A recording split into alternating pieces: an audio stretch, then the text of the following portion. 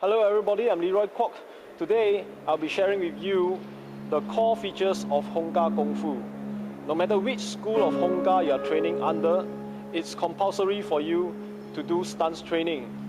Now this stance and footwork is very important in Hung Gar because if you do it wrongly, you sustain some injuries. If you do it correctly, you distribute the weight correctly, distribute it evenly, you will not sustain any injuries. Okay, firstly, the square stance, or it mainly known as the horse stance. Watch me. Okay, arms by the side, heels apart, toes apart, heels apart, toes point to the front. Okay, and go down. Okay, in this position, you note that the body is a square and the legs a rectangle. This angular structure, the 90-degree structure, will give you structural strength.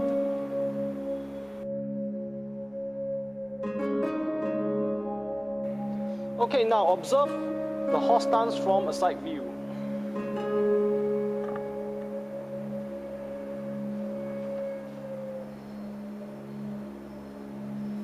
Now notice that my buttocks go backward and my knees go forward. This way you distribute the weight evenly on this area. This weight will sink into the base of your stance.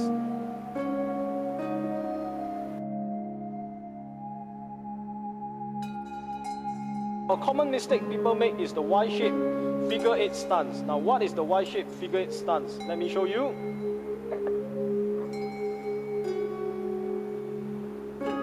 Okay, in this position, notice that my legs are in a Y shape and my knees and my toes are pointing diagonally outwards.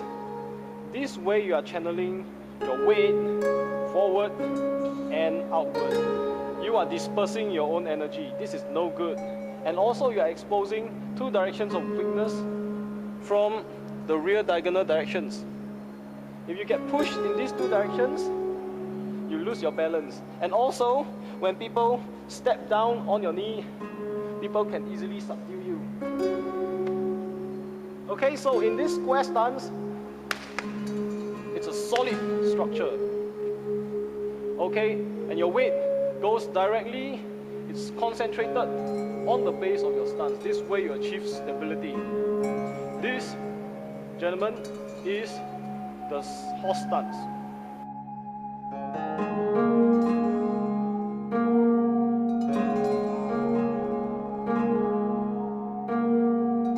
Now the stance which I'm going to show you will be used in many of our techniques.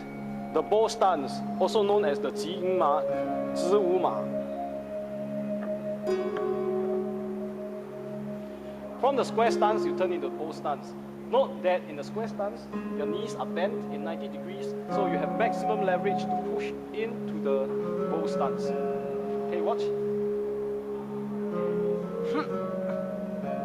Yep. Okay, the front is the bow and the back is the arrow. The back pushes and the front receives. It's very important to receive, if not, you spill over.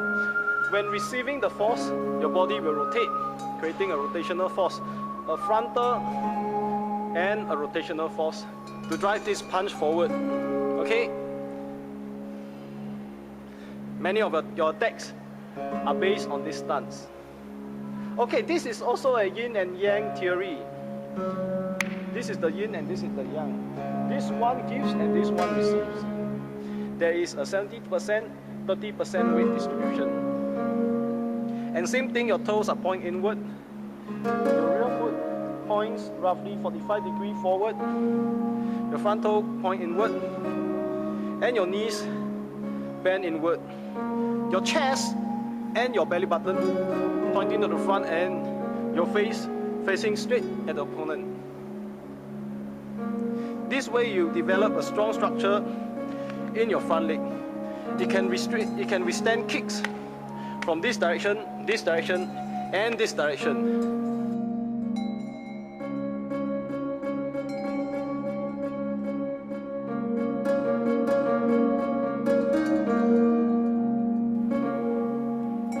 lastly, the hanging stance, 丢马, 吊马.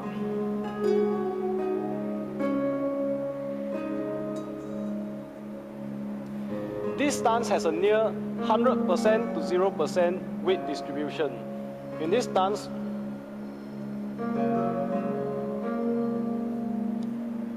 your upper body and your front foot goes into your hips, into your rear leg, and into the ground. This stance helps you train your core strength and the explosive power of your leg. This stance is commonly used to transition to other stance for attack.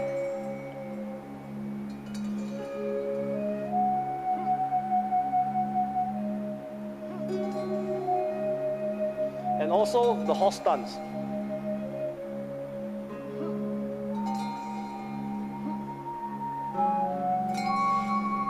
This stance is a defensive stance because you can retract your front foot as it has no weight.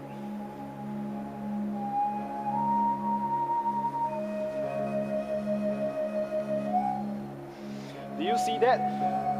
Okay, I've come to a conclusion of my demonstration. I hope this has helped you and will help you in your learning of Hung Gar Kung Fu.